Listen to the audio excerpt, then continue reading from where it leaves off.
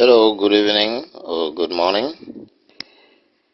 I want you to share this video to anybody you know. This happened in China. This is a lady who went to the hospital and they've diagnosed her of the coronavirus. Now she is going back home. She got into a lifter, a public lifter. She started spitting the virus on the lifter button.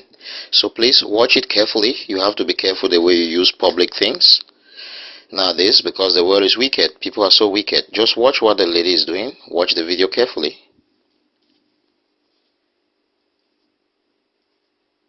Now people coming into the lifter, and once they come into the lifter, automatically you must touch the button to the floor you're going to. So you see how they distribute the virus. That is why the virus is spreading so fast, because demonic agents are at work. Okay, now she stays into the lifter because she wants to really pollute the place with the virus. See, she keeps spitting on the door, spitting. She keeps spitting around. Watch carefully. Now this is another old man who came up with the virus. See how he will spit on the lifter button. Then he will spit on his hands. See, he spit on his hand. He rubbed it on the buttons of the lifter.